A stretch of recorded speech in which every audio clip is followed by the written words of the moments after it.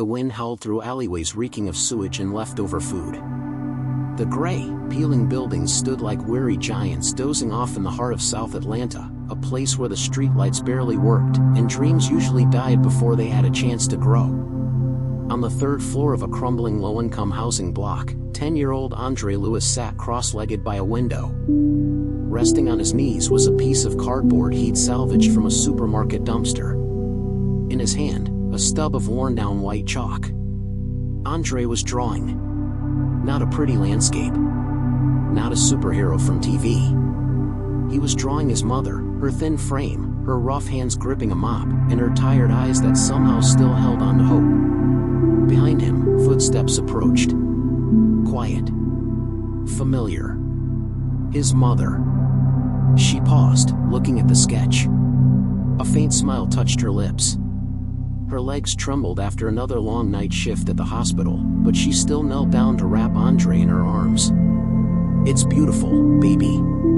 But don't forget to sleep. You've got school tomorrow. Just a little longer, Mom. I want to remember you like this. Forever." She smiled, bittersweet.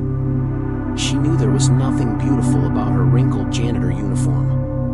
But the way Andre saw her, with the eyes of an artist, of a son, made her feel like a queen inside a crumbling brick castle. Andre went to a struggling public school, where teachers showed up for paychecks, and kids showed up because they had to. But Andre was different. He loved books. He loved colors. He loved everything, even the small, overlooked things. Instead of playing soccer during recess, he'd sneak into empty classrooms to draw on the chalkboards, using leftover bits of chalk to sketch faces, emotions, the very things poverty tried to bury under its dust. One day, his homeroom teacher, a white woman named Mrs. McKinley, caught him drawing after school. Andre lowered his head, ready for a scolding. But instead, she simply asked, "Who are you drawing?" Someone no one notices." "Why?" "Because I think someone has to see them." Mrs. McKinley said nothing. But the next day, the drawing was gone. In its place was a note: "Do not use school property for personal purposes. Drawing will not give you a future." Andre took that note home and taped it to his wall. Beneath it, he wrote in pencil, "I will prove you wrong." That night, like every night, he sat by the window. Outside, the city glittered in lights. But where Andre lived, only one streetlight flickered like it was about to die. And in that flickering dark, he kept drawing his dreams, with the light that shone from his eyes, his hands, and a heart that refused to give up. Monday morning. A light rain fell from the gray sky. Andre's jacket was soaked from the 3-block walk to school. The oversized sneakers he'd borrowed from his cousin slipped with every step, but he clutched his backpack tight, like he was holding a fragile dream close to his chest. Today was special. The art teacher had announced an assignment: draw the person who inspires you most in life. A free topic project, one of the rare things at school Andre truly looked forward to. He had woken up at 4 a.m., using cheap wax crayons his mother had found at a flea market, coloring each stroke with care on a neatly flattened free sheet like it was a treasure. He drew his mother, in her old janitor uniform, standing in a hospital hallway, under yellow lights that cast a tired yet radiant glow on her face. On her wrist, he drew a broken watch, a symbol of all the time she had given up and never asked back. Andre arrived at school early and placed his drawing inside his desk, like leaving a gift behind. He didn't expect to win. He just wanted someone to see his mother, and see the beauty the world always overlooked. Class began. Mrs. McKinley, the art teacher and also the department head, walked in, a thick stack of assignments in her arms. She called each student to the front, one by one. Some had drawn football players. Others, famous singers. And it was Andre's turn. His hands trembled as he stepped forward, holding his drawing in both hands like it carried a piece of his soul. "This is my mom," Andre said softly. "She inspires me. She works all night, but she always smiles. I drew her so people won't forget that women like her are out there, living quietly, every day." The class fell silent. A few students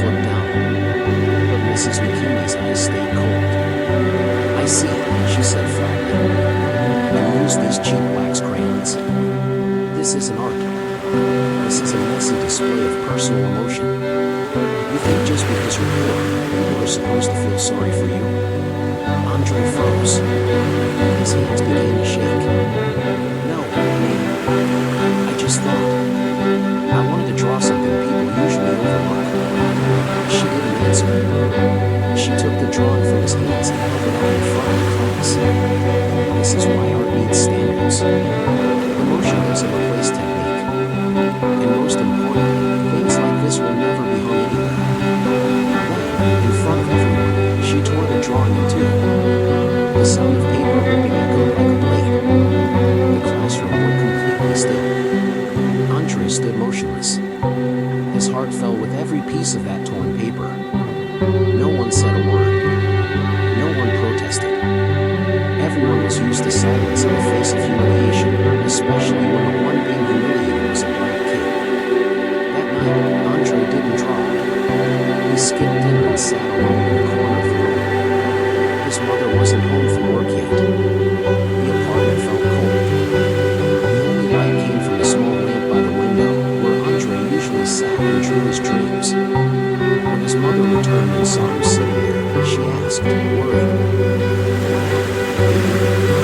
Andre stayed quiet. Then slowly, he held out the crumpled scraps of his drawing. She gently took them, asking nothing more. She sat down, reached into the desk drawer, and pulled out an old roll of tape, carefully piecing the drawing back together, like stitching a mold. Someone tried to hurt you, she said, but that doesn't mean you should let them take your hands away. Andre looked at her. For the first time in his life, he saw tears fall from her eyes, silent, but not weak. You don't need anyone's approval. Just remember, beauty doesn't come from where it's displayed. It comes from the heart that drew it. Andre nodded. He stood up, grabbed a new piece of cardboard, and began again. This time, he drew his mother taping the old drawing back together. He drew the tears. He drew the tape. He drew the light. That night, Andre taped the new drawing to the wall, right next to a message he wrote in bold black marker. If they can tear up my art, I'll draw it twice as big. A week after Andre's first drawing was torn apart, he returned to school quietly, as if nothing had ever happened. No one mentioned it. No one met his eyes. But inside Andre, something had awakened. A kind of strength that didn't shout. A silent but unbreakable vow. He stopped waiting for approval. Instead of drawing to move others, Andre began drawing as if his life depended on every single line. He started carrying markers, colored chalk, and cheap paint in his backpack, not to use in class, but for after school, when the streets emptied out, and the cracked walls around the neighborhood became his canvases. The first spot was the alley behind the laundromat. Andre crouched down and used white chalk to sketch on a wall covered in moss and grime. It was a picture of a boy curled up with his mother under a street lamp, just like he and his mom used to be during the power outages. It took him 3 days to finish. The paint was uneven. His hands were blistered from holding brushes all afternoon. But when he completed it, something stirred. People stopped to look. An old homeless man stared at it for a while and finally said, "Looks just like me and my daughter." Andre looked up, surprised. Really? Yeah. But back then, no one ever painted us. After that first wall, Andre kept going. One mural a week. He painted street vendors pushing carts up hills. He painted an elderly black woman balancing a basket of flowers at the corner every morning. He painted children in tattered clothes grinning wide when handed a piece of bread. No signature. No title. No permission. No apology. Each mural was a forgotten soul Andre brought back to life, with lines and love. Then one Saturday morning, while he was touching up a portrait of an old man playing the saxophone, a voice called from behind. "Hey kid, what do you think you're doing?" Andre turned around. 3 large police officers in uniform. One had a notepad ready. I'm just painting. I'm not destroying anything.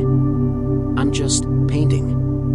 The officer looked up at the wall, at the image of the elderly black man playing his sax in a window. His face softened. "That's Mr. Jefferson, isn't it?" "Why, yes, sir. He used to live around here, right? He taught me to play when I was a kid." The officer put the notepad away. Quietly. Then he said, "Keep going. Just don't paint on anyone's house without permission." They walked away. Andre stood frozen, not believing what he'd just heard. It was the first time someone in uniform didn't crush his dream, but let it live. The word spread. The nameless murals became known as the soul of the street.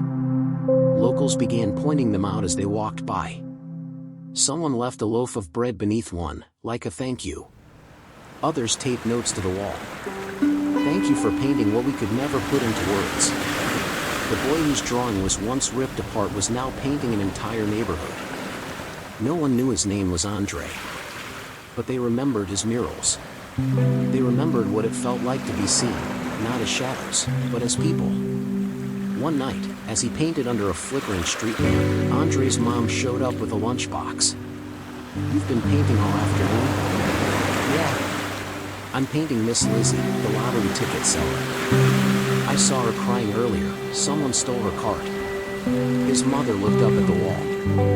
The mural wasn't finished. Miss Lizzie sat under a tree, holding her lottery box, but her eyes were looking toward the sky. "You're turning people's tears into hope," his mom asked, smiling gently.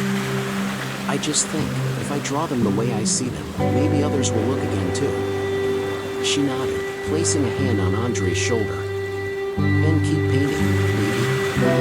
Paint until no one can say that people like us don't deserve to be seen." Andre was 14. He was no longer the boy who only painted under streetlights. His murals had spread throughout South Atlanta like wild grass, untended, unauthorized, but impossible to extinguish. A new volunteer teacher arrived at the school, Melanie Parker, a black woman who had moved down from the north. On her very first day, she noticed a student quietly coloring during lunch break and approached him. "What are you working on?" "Just drawing, for myself, ma'am." "Well then, can I see?" Andre handed her a sketchbook. Miss Parker was silent for a long moment. Every pencil stroke was a heartbeat. She flipped to the last page, looked up, and said something that changed everything. "You should apply to the Atlanta Academy of Arts." Andre was stunned. That academy was the most prestigious art school in the South, a place where paintings hung in oak frames, lit by just the right moonlight, and where artists wore white shirts and spoke the high art language Andre only heard in documentaries. "I don't think that place is for people like me." "Listen to me, Andre. True art doesn't live inside frames. It lives inside the person who makes it. And you have that." Miss Parker helped Andre prepare his application, photographing murals, gathering community feedback. They sat together, printing copies, trimming photos, writing introductions in the most sincere words they could find. The day Andre sent off his application, he didn't dare dream of acceptance, but he couldn't stop his heart from racing every time he passed the school mailbox. 3 weeks later, the reply arrived. "We appreciate the creative spirit in your submission. However, after careful consideration, the admissions committee has decided not to accept you into this year's program. Reason, your style does not align with the aesthetic and academic direction of the academy." Andre read it over and over. Each reading cut deeper. "Does not align with the aesthetic direction." They didn't say he was poor. They didn't say he was black. They didn't say murals weren't real art. But it was all there, wrapped in words soft as velvet but sharp as a blade. He ran to the old alley where his first mural still bore faint marks of time. He sat down on the ground, back against the wall, clutching the pen. It wasn't anger he felt. It was emptiness. He had been criticized before. Had his drawings torn. But this time, he had tried. He had believed that if he was good enough, people would see him. Turns out, it wasn't enough. Or maybe, it would never be enough when you come from the wrong place, carry the wrong color, and paint the wrong definition. That night, Andre didn't go home. His mother searched everywhere, all the way to the alley behind the church. She found her son sitting in front of a blank white wall, eyes vacant, brush in hand but unable to lift it. She said nothing. She sat down beside him and quietly placed a folded piece of paper in his hand.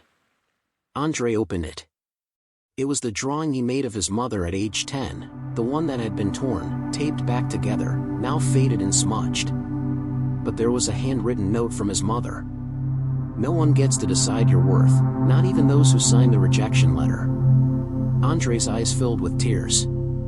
He stood up, turned toward the blank wall. And he began to paint. He painted a paint-covered hand raised as if grasping something invisible. Torn pieces of the rejection letter clung to his fingers. From the center of the palm, a stubborn green sprout pushed upward, fresh and defiant. Below, he wrote, "I don't fit your frame. I was born to break it." That white wall wasn't just a challenge, it became the largest canvas for Andre to pour out his soul. After the rejection letter from the Atlanta Academy of Arts, Andre didn't sit around waiting for someone to recognize his talent. He knew that to be heard, he had to speak in his own voice. And his language was color, lines drawn with fingers that once trembled in the face of contempt, but now were steadier than ever. The next day, Andre carried a bag full of worn-out paints, homemade brushes made from rat fur, and began choosing abandoned walls in the neighborhood. In a narrow alley where peeling paint and creeping vines seemed ready to swallow the whole block, he started. He painted a single mother holding her child close, her face tired but full of love. The mural had no signature, no price tag, no demand from viewers. It was simply an image, a story, in a world that was forgetting itself. Before long, the painting caught attention. Elderly passersby, neighborhood kids, street vendors, even local police stopped. Someone placed a bouquet of flowers at the base of the wall. A few people smiled and pulled out their phones to take pictures. An old lottery ticket seller gently touched the painting, looked quietly, then smiled as if she had found herself there. But not everyone was pleased. One afternoon, while Andre painted a boy reading under a tree, a group of white teenagers walked by. One of them shouted, "Don't paint crap here. You think your dumb drawings are any good?" Andre didn't respond. He knew for them, skin color and circumstance said it all. His art meant nothing. Just then, a white man in a police uniform approached. He looked at the painting, then at Andre, and spoke in a warm, steady voice. "You know, that's Mr. Jefferson. He taught me to play saxophone when I was a kid." Andre looked up, stunned. You knew him?" "Yeah. You painted him beautifully. Keep going, but remember to ask the homeowners before you paint next time." The officer walked away, leaving Andre standing between the mural and a heart full of hope. Day by day, murals appeared on the slum walls like silent stories. People called them the soul of the street, paintings that were not just colors but life itself, the voice of the voiceless. One night, Andre's mother brought him dinner while he painted. "You know," she said, "I used to think life was just a blank white wall with no color. But you've shown me that with just a little color, that wall can become beautiful." Andre smiled, eyes shining bright. "I paint for you. For everyone who goes unseen. I paint so they know, even in darkness, there can still be light." One autumn afternoon, as golden leaves gently fell along the narrow streets of South Atlanta, Andre hurried to finish a new mural on the side wall of a grocery store. The sun was setting, casting light that made the vibrant colors glow like a flame flickering in the dark. Suddenly, from a distance, a woman raised her phone to take a picture. She was Sophie Dubois, a French photojournalist traveling in the U.S. She hadn't expected to find such a talented street artist in this poor neighborhood. Sophie posted the photo on her personal Instagram with the caption, "I found the soul of this city through the paintings of an unknown young man." The photo quickly went viral on social media, drawing thousands of likes, comments, and shares. Curious people came to the neighborhood, eager to see the nameless murals in person. News from social media reached an international art organization that specializes in exhibitions and supports street artists. representatives of the organization decided to contact Andre, inviting him to Paris to exhibit at one of the city's most prestigious galleries. For the first time, Andre received an official letter, not a rejection, not mockery, but a sincere invitation. He couldn't believe his eyes. He ran home, waving to his mother from the doorway. Mom, listen. I've been invited to Paris to paint. Andre's mother burst into tears, happiness flowing after so many years of hard struggles. You did it, son. You showed the whole world your talent. In Paris, Andre stood before a massive gallery wall. All eyes were on him, the black boy from behind the slum who had used his small fingers to create a story that broke every boundary. Andre's exhibition made a huge splash. Press, TV, and the art world began calling him the painter of silent souls, the flame from the slums. The night before the opening, a reporter asked Andre, "What do you think about your journey from the slums to a world-renowned gallery?" Andre smiled. "I never forget that my first painting was torn apart. But I learned something. Skin color or background can't define a person's worth. I paint for those who have no voice, and now the world is listening." After his spectacular success in Paris, Andre didn't choose to stop there. He understood that his talent wasn't just meant to beautify elegant galleries or earn sparkling awards. It had to be used to tell stories never told before, stories of the small, the silent souls around the world. Andre's journey began at a refugee camp in Greece, where families fleeing war and poverty took shelter in makeshift tents. He painted on the mobile walls images of hope, of homes, and children laughing into the sun. Each mural was a connection, a message that they were not forgotten, that life could still be beautiful despite the storms they faced. Next, Andre traveled to a small village in Kenya, where people struggled with drought and hunger. Together with local children, he painted bright murals on school walls, scenes of lush harvests, clear rivers, and trees bursting with life. In the children's eyes, Andre saw a light that never fades, a flame of life and faith. Everywhere he went, every mural he created carried a message. I see you. I hear you. You matter. These paintings were more than colors on walls. They were life itself, a rebirth of hope. One afternoon in Buenos Aires, Andre painted images of homeless people and hard-working laborers full of resilience. A middle-aged man approached him after work and hugged the painting. Finally, someone sees us. Andre knew that through color, he had helped them feel seen, understood, and valued. On every wall, in every brushstroke, Andre poured not only skill but his heart, a heart that had once endured pain and now was wide open to embrace the world. In a television interview, when asked about his mission, Andre said, "I'm not just a painter. I'm a storyteller.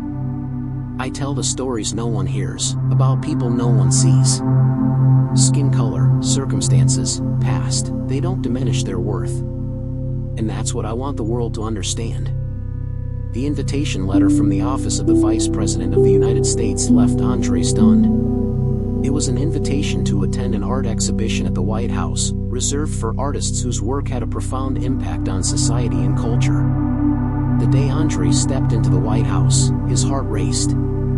The gilded walls, magnificent chandeliers, and the solemn faces of high-ranking officials made him feel like he was living in a distant dream. The painting selected for display was The Flame of Hope, a piece Andre had created in South Atlanta, depicting a hand raised high against a gray sky, with vibrant patches of color burning like a fiery flame of life.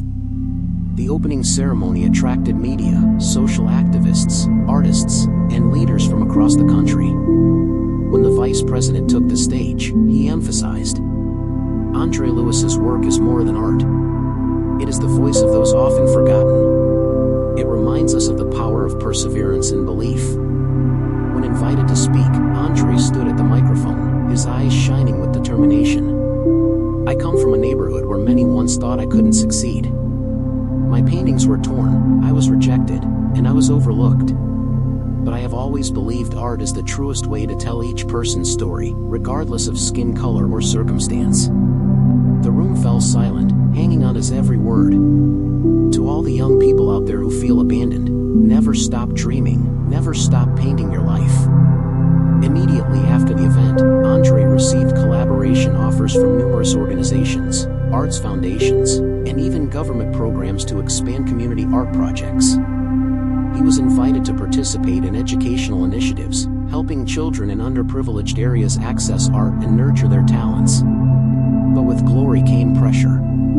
Some in the traditional art world dismissed Andre's work as mere street art, unworthy of praise. Bold criticisms and prejudices lingered. One night, sitting alone in his small room, Andre received an email from an old friend. "You have changed many lives, including mine. But don't forget why you started. Don't let the spotlight dim the real light inside you." It was a priceless reminder. Andre knew the journey ahead was still long, not just about recognition but a mission to keep painting dreams for those who still have no voice. After his success at the White House and his community projects, Andre quickly became a familiar name in the art world and media. But that bright spotlight didn't always bring happiness. Exhibitions, events, and interviews came in such rapid succession that Andre barely had time to paint.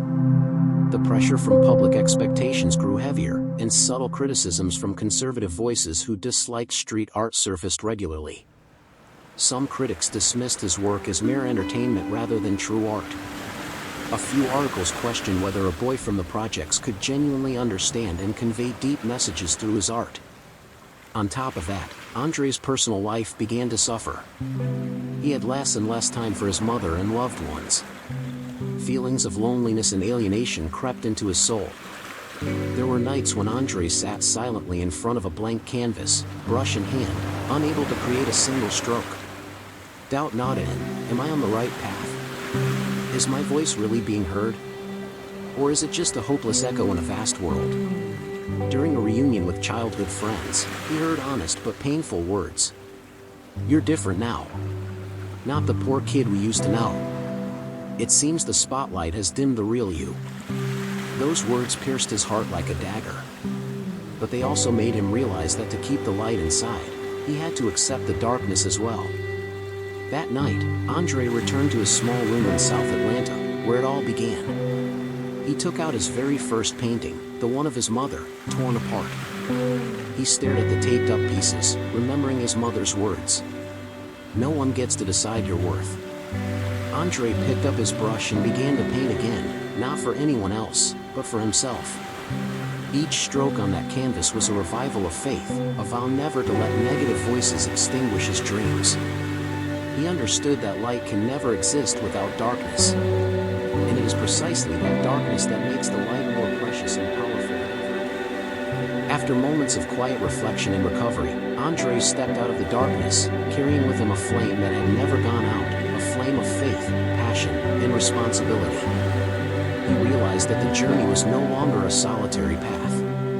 It had become a greater mission, to turn art into a bridge connecting souls, cultures, and forgotten communities around the world. Andre founded the Hope Art Foundation, a non-profit organization aimed at creating opportunities for children and youth in underprivileged areas to access quality art education. The foundation also funds community art projects that promote messages of equality, inclusion, and respect for diversity. The foundation's first program was launched in the slums of Nairobi, Kenya. Andre went there personally, working alongside local artists and children, organizing workshops to help them discover their talents and express their voices through painting.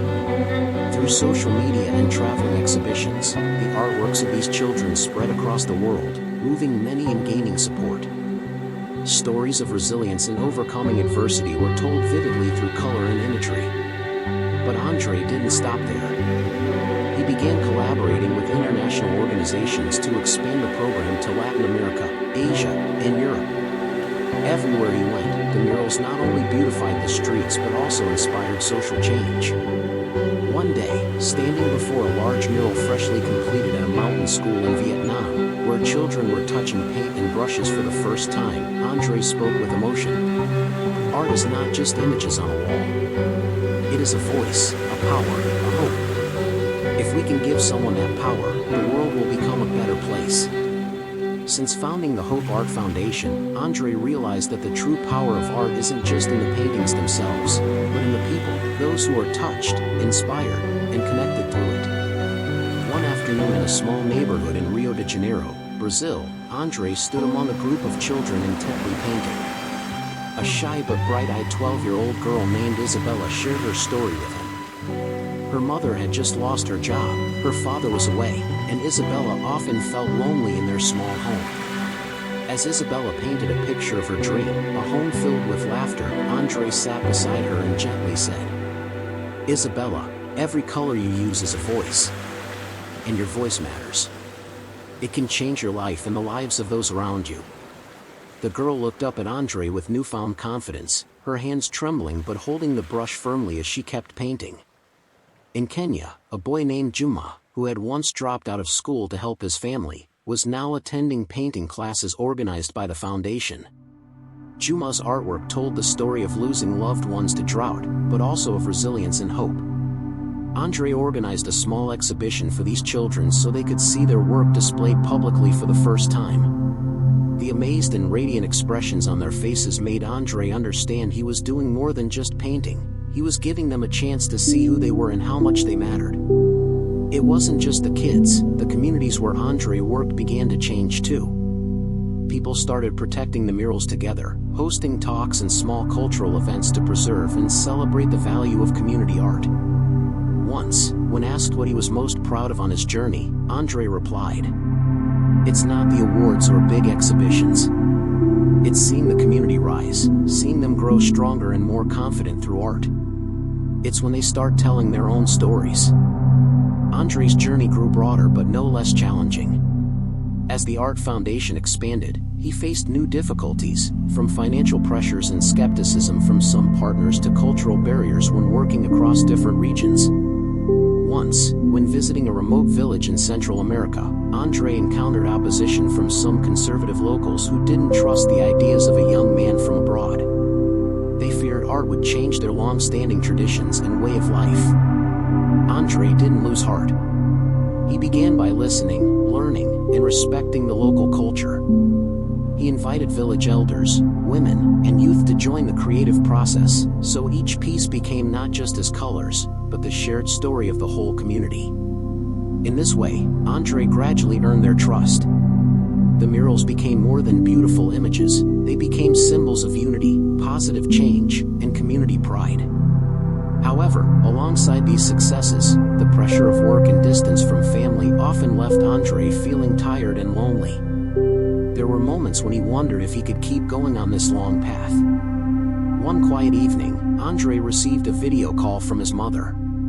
She saw the exhaustion in her son's eyes but gently encouraged him. "Son, I know you're struggling. But every step you take is a step changing many lives. Don't stop, because I and everyone else are here, believing in you." Her words renewed Andre's strength. He told himself, no matter how hard the road is, I will keep going. Because I'm not walking just for myself, I'm walking for the dreams of the whole community. Over the years, the name Andre Lewis became more than just a talented black artist from a small neighborhood.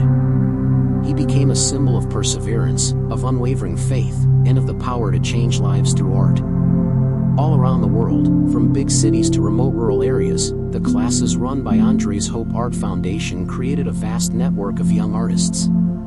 They didn't just learn how to paint, they learned how to tell their own stories, how to turn small dreams into great works that move the hearts of those who see them. At a workshop in New York, standing before hundreds of young people, Andre shared, "Each of us has our own story, our own color. Don't let anyone tell you that you're not good enough or not worthy. Believe in yourself and create the world you want to see." His words were like a fresh breeze, sparking passion in everyone's hearts. Stories of young people overcoming hardship, racism, and poverty to pursue art and a better life spread far and wide. There was Maria, a girl from a Rio de Janeiro slum who gave up labor work to become a promising young painter. There was Kofi from Ghana, who found joy in a way out of poverty through learning to paint. Each story was connected to Andre's image and the advice he gave. Beyond painting, Andre also wrote books, made inspirational videos, and organized online programs to bring art closer to those who otherwise wouldn't have access. But most importantly, Andre always emphasized, art is not just something to look at, it's something to live with, to change with, and to connect with. Andre stood on the stage at a major international event, the spotlight shining down, thousands of eyes fixed on him. But deep in his heart, Andre knew his journey wasn't just about these moments of glory. That journey, the journey of faith, perseverance, and dreams overcoming every barrier, was still ongoing, not just for him but for everyone who dares to dream and dares to act. Andre looked back at the long road he had traveled. From a poor black boy in the South Atlanta slums, from paintings torn apart, from rejection letters, to a painting hung in the White House, and projects spreading across 5 continents. Every step was proof of the power of your unyielding belief. He raised his voice with strength. Skin color does not determine a person's worth or ability. We all have the right to dream, to try, and to succeed. What matters most is not where you are going, but how you keep moving forward on the path you choose. Don't let any prejudice hold you back. Andre continued. Let success stories not be miracles for just a few, but inspiration for all of us. Let's build together a world where every dream can come true, where diversity is strength, and where every person is respected and recognized. As he finished his speech, the entire hall erupted in applause, not just for a talented artist, but for someone who had powerfully inspired equality, resilience, and hope. He went on to paint, teach, and inspire, widening the circle of acceptance and welcoming everyone, regardless of skin color or circumstance. And in every heart, a small flame was kindled, the flame of dreams, effort, and the belief that success doesn't see color, but belongs to those who never stop trying. Andre's story is our story. Yours, mine, and everyone's.